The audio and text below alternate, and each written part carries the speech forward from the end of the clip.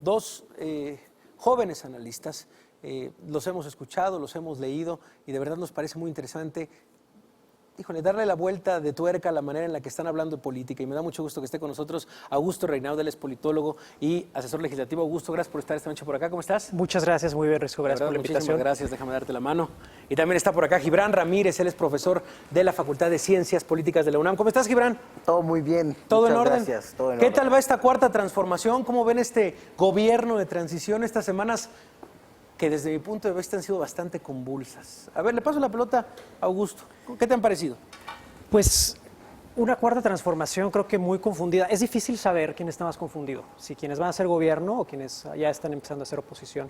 Y yo creo que la cuarta transformación, por tres cosas muy sencillas. Uno, por la inexperiencia de muchos de sus cuadros, y lo vemos con temas que vamos a tratar ahorita como el aeropuerto, como seguridad pública.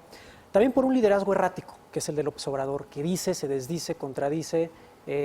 No hay una comunicación entre su propio equipo de transición, y eso creo que genera muchas confusiones. Y por otra cosa muy poco conceptual, pero más práctica. Estamos en transición todavía y ahorita es todavía el espacio en donde se quieren colocar muchos perfiles, en donde se están grillando, en donde estamos viendo patadas por debajo de la mesa, algunas por encima. Y es una, sí, ¿no? Y la transición es una... Algunas por encima, sí, y algunas voladoras. Y algunas Habrá que voladoras, decir, sí. algunas muy evidentes. Y es muy natural que en la transición, pues todavía es ese pequeño espacio antes de que empiece el gobierno, en donde se puede figurar, se puede colocar, se puede seducir al líder para que te ponga, para que no te ponga, para que quite a quien no quieres que estés. Entonces, yo veo confusión. En la oposición también, por cierto, no se logran estructurar. Pero en quienes van a hacer gobierno más, y me sorprende porque después de 18 años prácticamente de hacer campaña, una campaña además en donde las consignas han sido, les falta mundo a los fifís, pero les sobra mundo, pero Les falta México. les falta México, y que uno diría, Pero bueno, además, o sea, estás contando el periodo de gobierno de López Obrador como campaña. Lo que estoy diciendo es que después de 18 años de que les sobre México, parece que no conocen ese México que tanto les sobra. Porque no hay una definición ni en materia de seguridad, ni en materia de infraestructura, ni en materia de aeropuerto. A ver, entonces lo que dice es un diagnóstico que nos quedaríamos con dos palabras: confuso y errático, es lo que dice Augusto. Es el diagnóstico que das de estas semanas de transición después del 2 de julio en estas decisiones. Este diagnóstico, ¿cómo lo contrastas, Gibran? Creo que tiene razón en que hay confusión. No sé si en el gobierno electo. Desde luego en la oposición sí, pero sobre todo en los analistas. O sea, dice que la cuarta transformación está perdida y no ha empezado el gobierno de López Obrador. Lo que hay, los golpes sobre la mesa y abajo, claro que son propios de un periodo de transición. Es probable que aquí haya un problema de diseño institucional porque la transición es demasiado larga. Pero si vemos Son los 5 resultados... meses, ¿verdad? Más o menos 5 meses es Sí. el tiempo. Okay. Sí, hay países que tardan 1 o 2 meses, ¿no? Y esto hace todo mucho más ágil. Y además es una transición distinta a las otras. Vaya, se esperaban prácticamente para la última semana o la semana previa de tomar posición para hacer un poco de nombramientos. Vaya, sí es una transición particular y única. Ahora el presidente se retira y deja casi todo el espacio público a López Obrador. López Obrador no se espera a que el presidente se lo deje o no, y lo ocupa todo, ¿no? Habla el tiempo. Sí. Pero creo que si lo evaluamos por los resultados políticos que hay hasta ahora, que pueden verse en términos de confianza de un gobierno que todavía no empieza, los resultados son maravillosos para el gobierno electo. ¿A qué me refiero? Después de meses de las elecciones y de golpeteo, López Obrador va a entrar al gobierno con una popularidad creciente.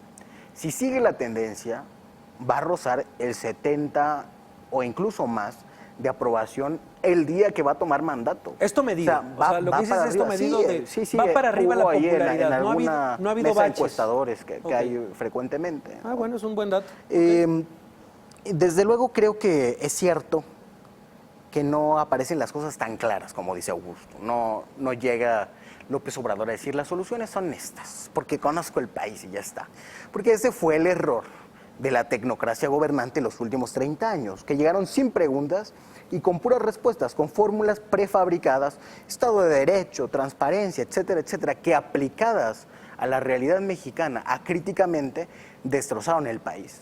Entonces, antes de empezar a gobernar, creo que es tiempo de escuchar, y el tiempo de escuchar es tiempo de desorden, como se ha visto en los foros, que además creo que sí han estado mal planeados y mal ejecutados. Los foros de pacificación. Los foros de refieres. pacificación y los de educación también, ¿no? Pero es normal que si hay una multiplicidad de voces que no han sido escuchadas en el planteamiento de las soluciones a los problemas fundamentales del país, es normal que quieran hablar todas al mismo tiempo, que no se puedan escuchar, que parezca una confusión, cuando lo que hay es el ruido propio de la democracia. El ruido propio de la democracia más que una confusión. Entrando directamente en el tema del nuevo Aeropuerto Internacional de México, las distintas voces, esta consulta anunciada, esta encuesta que no sabemos si va a pasar, pero bueno, también anunciada, la próxima semana, del 25 al 28 de octubre. En general, ¿cómo ves este fenómeno y cómo has visto que se ha tratado este tema del nuevo aeropuerto, Augusto? Creo que hay dos grandes vertientes. Una es la que seguramente defenderá aquí mi colega de la Cuarta Transformación, Gibran, que es enfatizar la consulta en sí misma, si es buena, si no es buena, si es legítima, si abre un debate público, si no. Y está la otra parte que es la técnica, que es más allá de si la consulta es buena o no, los tropiezos de Espriu, realmente qué le conviene al país. Santa Lucía, el Naim, ¿por qué? Y me parece que la Morena, en términos generales, sus voceros, sus becarios en redes, etcétera, un poco lo que han hecho es enfatizar la parte política, porque la parte política es muy fácil decir, finalmente se está oyendo al público, es la primera vez que los ciudadanos hablan, y eso hace, o sea, caer en esa narrativa que suena muy seductora, porque pues, se dice con palabras muy bellas y se dice con sentencias muy graves, evita que caigamos en el tema de fondo, que es que hay un proyecto que está sumamente sustentado, que no es el mejor, pero que es el más viable, que es Texcoco. Y hay otro proyecto por el que vamos a votar en, creo que 7 días, para el cual no hay ningún estudio que demuestre viabilidad ni ambiental, ni de infraestructura, ni aeronáutica. Entonces me parece que estamos en un, digamos, ha ganado creo que en ese sentido los voceros de Morena en el debate, porque nos han alejado del debate técnico, que es el sustantivo. Y se han centrado en el político. Y nos han centrado, y la verdad es que muchos analistas y muchos de la oposición se han dejado llevar por eso. Ok. ¿Qué te parece a ti este debate? Bueno, como adelantaba Augusto, yo estoy a favor de que se consulte. Es un tema que no se había discutido, siendo de interés público. Además, discrepo de que no haya ningún estudio que demuestre viabilidad, ¿no? Desde luego, se sacó de contexto y se ha reclamado mucho que Jiménez Espriu no citó completo el documento de la Asociación Internacional de Aviación. El 2013, ajá.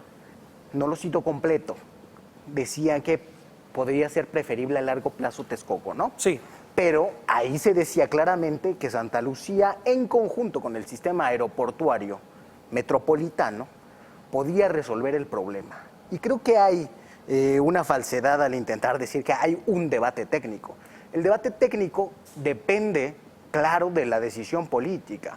Si lo único que quieres saber es la viabilidad en aeronáutica y el impacto de las inversiones, etcétera, etcétera, si lo quieres ver así, en el escritorio hay una respuesta técnica. En términos aeronáuticos, la respuesta técnica es Texcoco. Pero esa es la única pregunta que tiene que responderse en términos técnicos. Y la viabilidad urbana, y la sostenibilidad de los ecosistemas urbanos, y la regulación del sistema hídrico de la Ciudad de México, ¿esas no son preguntas técnicas? Sí son. Y para esas preguntas técnicas, Texcoco es una pésima respuesta. Hay costos morales de los dos lados. Si uno cancela Texcoco, pierde la confianza de los inversionistas, un costo moral. Si uno sigue con Texcoco, va a inundar Ciudad Neza, Iztapalapa y todo lo que está alrededor. Es una disyuntiva. Y sí. Hay variaciones también que son obvias, que se han adelantado por más de un especialista en el suministro de agua. Va a ser complicado, va a ser más invivible esa zona de la ciudad. Eso es una pregunta técnica también y se responde diferente. Ahora, incluso desde el enfoque de las políticas públicas, que es el que se ha esgrimido como instrumento para reivindicar la opción Texcoco, creo que habría un debate. Yo creo que una de las ramas más acreditadas, que es la del cambio incremental, que curiosamente es la que se ha defendido los últimos años en el debate mexicano, diría que la opción que implica gastar menos, generar menos problemas políticos y que te permite salir del paso, es la opción Santa Lucía. Puede ser que no sea una solución definitiva. En política pública no hay soluciones definitivas. Pero es una elección que sí es problemática, no es obvia. A ver, yo me quiero centrar también en el tema de la consulta, porque le han dado esa importancia al evento que va a pasar entre el 25 y el 28, esta consulta pública, prácticamente reduciendo a lo que suceda ahí, los resultados que se den la noche del domingo, es lo que se va a hacer. En eso se ha reducido el tema del nuevo aeropuerto. No han importado las voces de Encinas, no han importado las voces de la próxima secretaria de Medio Ambiente, tampoco las voces de Gerardo Ruiz Esparza saliendo ahí en la comparecencia a decir que va a aportar. No. El tema es, lo que va a hacer el próximo gobierno es la consulta. Y ha sido motivo de estudio y de análisis qué tan confiable es esta consulta. Entonces sí me gustaría detenerme en el tema de la consulta. Buena, mala idea. Tenemos que elegir todos, es un nuevo ejercicio, es una nueva forma de gobierno que está por empezar en este sistema. ¿Qué te parece, Augusto? Consultar en sí mismo puede tener sentido. El problema es que esta consulta, en términos metodológicos, en términos de información al público, pues es un desastre. Hoy saca un muy buen artículo Carlos Pusch, en donde creo que lo explica muy bien, entre varios otros articulistas que lo han tratado. No sabemos dónde van a estar las mesas de votación. Hay algo muy extraño en que aquí en la Ciudad de México va a haber 16 mesas de votación, una por delegación. En Veracruz va a haber 99. ¿Dónde va a estar el aeropuerto? ¿En la Ciudad de México o en Veracruz? No, pero la desproporción es al revés, es decir, no va a haber más mesas aquí. O sea, nada más te doy un dato, Gibran. Sí, va a haber una por alcaldía aquí, ¿no? Allá no va a haber una por municipio. ¿Sabes cuántas hubo en la elección pasada para elegir representantes, entre otras para elegir la elección en donde ganó Claudia Sheinbaum? Hubo más de 4,000. Más de 4,000 para una elección Sí, que, no, pero que entiendo ve que la ustedes proporción, o sea, consideran legítima porque la ganaron. Con 16 mesas se quiere hacer una consulta. Pero el problema va mucho más allá de eso. No se sabe exactamente cuáles son las personas que van a integrar los comités ciudadanos, los comités técnicos, no se sabe cómo se van a contar los votos. Al final es una encuesta de Morena. Y Morena pues tiene derecho a hacer encuestas, las que quieran, pero de ahí va a ser una encuesta partidista, tomar decisiones de política pública, me parece que ahí sí falta visión de Estado. Me parece que ahí sí todavía están entrampados en la consigna y no han pasado a lo sustantivo. Me parece que ahí sí hay que pasar de la consigna política al conocimiento técnico, Gibran. Y no solo económico, en derecho, cuando ese aeropuerto que se haga producto de esa consulta, si quieren ejercer actos legales para hacer concesiones, etcétera, y citan esa consulta como fundamento de la decisión de política pública, pueden tener problemas legales. Entonces, es cómodo la consigna, es cómodo, ahora sí están participando, es cómodo. Es la consigna finalmente de campaña la que todavía estamos viviendo.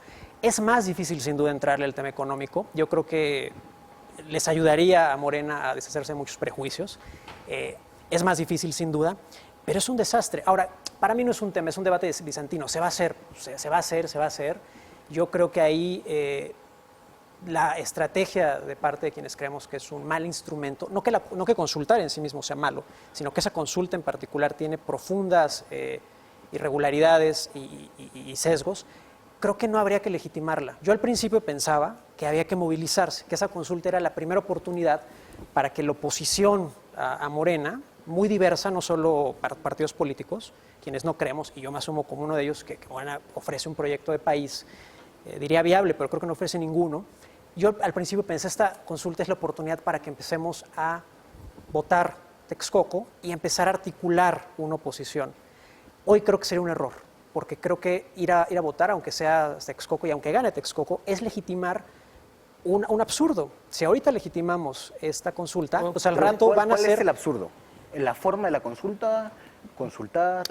¿Cómo quieres que te dé la lista? ¿Por en alfabético, por en temático, por en cronológico? No, pero es que te está diciendo que... La metodología, el financiamiento, las explicaciones que se han dado, la información que en algunos casos ha sido... Las explicaciones, entonces. No solo las explicaciones, la oferta que se ha hecho de información, el hecho de que no es una consulta institucional, que es una consulta de un partido para tomar una decisión de política No es una consulta pública. de un partido, es una consulta de una presidencia electa. ¿Tú sabes quién integra el comité? Indica una cosa, un estilo personal de gobernar. López Obrador no va a tener que citar legalmente la consulta, tú lo sabes, porque tiene entre sus atribuciones hacer la decisión. La diferencia es que teniendo la misma atribución, decide no hacerla autoritariamente, consultando con unos cuantos técnicos y ya está, sino a llegarse de la opinión de gente. Ahora, en las consultas de política pública siempre hay un sesgo de autoselección, de interés. Así que puede ser que fuera buena idea que pensaras en que se movilizaran, porque de por sí va a ser la gente interesada la que va a ir a expresar su opinión, pero es así siempre, así es como funciona. Ahora, si la consulta se va a hacer en una app, si no se va a hacer con los mecanismos del INE, a mí no me parece mal. Lo que pasa es que estamos acostumbrados a una política de la desconfianza. Van a haber observadores ciudadanos por todos lados, va a haber la oposición que quiere que se movilice. Si hay irregularidades y todo eso, las podrán denunciar, ¿no? A mí me parece que aquí, y que es una asunción del mandato ciudadano de López Obrador, se está dando un giro hacia la confianza. Y sí, se puede hacer una consulta mucho más barata, porque hacer todos estos mecanismos institucionales le inflaría, ¿qué te gusta? ¿100 veces más en precio? ¿No? Algo así. No alcanzaría el presupuesto de la transición. Eso también es un tema, ¿no? El tema Claro. de dónde se va a sacar el dinero para la consulta. Por lo menos han anunciado que va a costar 1,5 millones de pesos y que va a ser donación voluntaria por parte de diputados de Morena. Es lo que tengo entendido. Que también hay confusión, porque primero se salió a decir eso, el vocero, después salieron los coordinadores a decir que no están, que ni siquiera les habían avisado, ¿no? Pero hay otro mecanismo. No, Mario Delgado, que es el coordinador, salió a decir que sí. O sea, quizá te refieres a la declaración de Muñoz Ledo.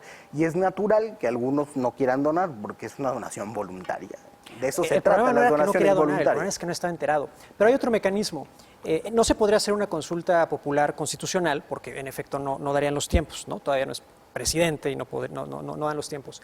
Pero para hacer el Plan Nacional de Desarrollo, que todo gobierno lo tiene que hacer a fuerza, existe dentro del Plan Nacional de Desarrollo la posibilidad de hacer consultas para los temas, de hacer foros con especialistas, con ciudadanos. Eso de todas maneras lo tienen que hacer, sí o sí. ¿Por qué no metieron la consulta en el vía Plan Nacional de Desarrollo? No les iba a costar más, iba a ser un ejercicio incluyente. ¿Sabes por qué creo que no lo hicieron? Las consultas del Plan Nacional de Desarrollo nunca han sido ejercicios incluyentes. Pero ¿Cuándo ustedes le van a dar la viste tuerca? en el cambio Pero de sexenio que se discutiera Pero en ustedes- mesas de televisión las consultas del Plan Nacional de Desarrollo? ¿Por qué no lo inauguran porque ustedes? Son de otra forma. ¿Pero por qué no lo inauguran ustedes? No ¿No puedes- podrían hacerlo? No se puede, porque tendrías que consultar cada tema integrante del Plan Nacional de Desarrollo de la misma manera. Pero a ver, entonces estamos de acuerdo no con que... necesariamente. A ver, estamos de acuerdo con que es una Sí, porque es un consulta... mecanismo institucional que tiene que dar igualdad a los temas de que se tratan. Que hay que separar, a la gente, porque, a ver, va a haber una consulta y va a haber una encuesta. Ojo, son dos mecanismos distintos. La consulta va a ser del 25 al 28 de octubre y la encuesta va a ser casa por casa el 27 y 28 de octubre. Aquí nos enfrentamos a un dilema que el propio Jesús Ramírez no nos ha sabido responder a los medios, que es, ¿qué pasa si la encuesta sale a favor de Texcoco y la consulta sale a favor de Santa Lucía? Lo que nos dijo Jesús Ramírez es, lo que importa es la consulta. Entonces, ante esta respuesta nosotros dijimos, bueno, ¿y para qué hacen encuesta? O sea, ¿cuál es la lógica de hacer una encuesta si la consulta es la buena y es lo que se va a quedar? ¿Para qué hacemos un mecanismo de encuesta? Entonces, vaya, hay como estos mecanismos de decir, bueno, faltan o nos han dado información a cuentagotas, lo cual me liga tal vez a un tema que también quiero platicar, que es el tema de la comunicación. ¿Cuál sería el análisis que harías, Gibran, con el tema de la comunicación de este gobierno de transición? Por lo menos el punto personal, como periodista, es que siento que hay muchas voces. Hay un liderazgo cantante, que es el de Andrés Manuel López Obrador, pero para anunciar distintos proyectos, el propio Tren Maya, el propio aeropuerto, el tema de la pacificación, la crisis, el tema migratorio, Trump, hay como distintos voceros. ¿Cómo le harías, qué calificación le harías a la comunicación? Yo creo que eso va a ser una constante en el sexenio. Así. O sea, sí, Morena no es propiamente un partido en el sentido doctrinario, programático. Como mencionaba Augusto, si hay algunas líneas programáticas, ser antineoliberal, nacionalista, neodesarrollista, etcétera, etcétera, son muy generales, ahí cabe mucha gente. Y eso tiene un problema. Tiene el problema de que hay tensiones, o sea, no va a opinar lo mismo nunca, Poncho Romo que Paco Taibo. Y si realmente se abre al debate público, pues cada uno va a salir a decir lo que piensa. O sea, Morena en ese sentido no es una voz, es un debate. Y creo que eso es parte de lo que atrajo a mucha gente a... Es un estilo de gobernar y de es comunicar. Es un estilo de hacer política. Ok. Augusto. Coincidimos. Ahora me toca decirlo a mí. Yo también lo veo así. Yo pienso que no es, que en efecto va a ser una constante en el sexenio, pero pienso que no es tanto por esta, digamos, esta fiesta de la pluralidad que nos está sugiriendo Gibran, porque no es una pluralidad en realidad armoniosa. No es la pluralidad de un movimiento en el cual, digan, pensamos diferente, pero todos compartimos estas líneas programáticas. Es realmente esta pluralidad de personas que tienen cuotas de poder, que están acostumbradas además a manejar cuotas de poder. Los coordinadores de Morena en la Cámara de Diputados, en el Senado, son personas que tienen experiencia de gobierno, que saben, que tienen base social en algunos casos propia, y que más bien pueden desarticular al gobierno, ¿no? O sea, no es simplemente que tengan opiniones diferentes, es que tienen intereses diferentes y que jalan para diferente lado y que le pueden causar un problema a López Obrador, a su gobierno. Y al causárselo a él, pues se lo causan al país, ¿no? Ahí lo estamos Yo creo que viendo. eso ya se vio en el gobierno de la Ciudad de México, ¿no? La diferencia de opiniones en los equipos políticos, la queja de los perredistas, porque a los panistas le había tocado más presupuesto. O sea, eso ya lo vimos. Pero el mandato político, que ahora va a ser en alguna medida por la estructura territorial, ¿no? Ese está claro. Y funcionó en la Ciudad de México, no veo por qué no funcione o porque se tengan que mezclar las dos cosas en el ejercicio de gobierno en el país. Vamos cerrando esta conversación, tenemos un minuto para hacer una conclusión, porque bueno, ya saben cómo son los tiempos de tele, pero vaya que es una manera distinta de abordar estos temas. Yo por lo menos me identifico con las voces que escucho tanto de Gibran como de Augusto. Reconozco que al final son voces que veo replicadas en distintos sentidos de ánimo, estados de ánimo dentro de las redes. O sea, escucho esta debate y esta polémica. Así que les pediré una conclusión de un minuto, Augusto, para ver de estas semanas qué es lo que viene, cómo ves, pues bueno, los temas que estamos viendo, cómo ves la siguiente semana.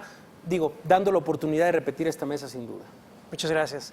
Pues yo lo que veo es un hilo conductor en todos los temas de este gobierno que va a empezar, que es la confusión, justamente. No hay un proyecto de país. Había un proyecto para ganar una elección y en efecto se aliaron con los que necesitaron y felicidades, le salió bien, a lo mejor estratégicamente está bien, pero esto ya va a impactar cuando sea gobierno. Ya va a impactar en temas de seguridad, en temas del aeropuerto.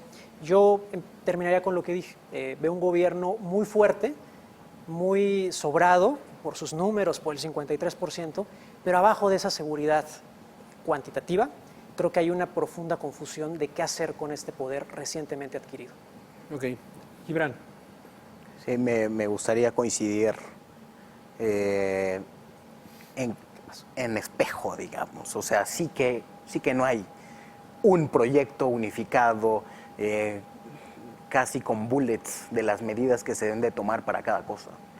Quien quiera gobernar seriamente un país tiene que saber que eso no es posible y que se tiene que gobernar situado en el territorio, dialogando, generando soluciones a los problemas como se vayan presentando. Hay líneas generales, esas están claras, esas hicieron ganar la elección, como bien dices.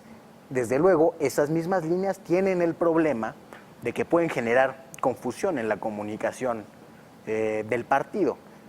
Pero creo que ahí hay un gran activo para el movimiento de la Cuarta Transformación, que es que el liderazgo de López Obrador no solo es la voz cantante, no solo estructura la conversación pública, sino que va ganando más credibilidad con toda esta multiplicidad de voces abajo. Okay. Y esta credibilidad se ve reflejada en el incremento de popularidad. Probablemente sea uno de los presidentes que entre con mayor aprobación en la historia de México. Eso no creo que sea una cosa menor. Vamos a revisarlo, me parece que es un buen tema como para tarea, ver la credibilidad y la popularidad en las últimas semanas y también la perspectiva. Sí. Hay que ver a Fox, por ejemplo, que yo creo que puede ser otro momento de entusiasmo, que ¿no? Llegó muy, muy fuerte también. Pues Augusto Reynaud, gracias por estar esta noche por acá. Muchas gracias. De verdad, gracias. Gibran, esperemos que se repita esta mesa. Muy interesante el análisis también Y bueno, pues esta contraparte de verdad se va a repetir y muchísimas gracias por estar esta noche por acá. Muchas gracias. Nosotros vamos a una pausa, seguimos aquí en La Nota Dura, regresamos.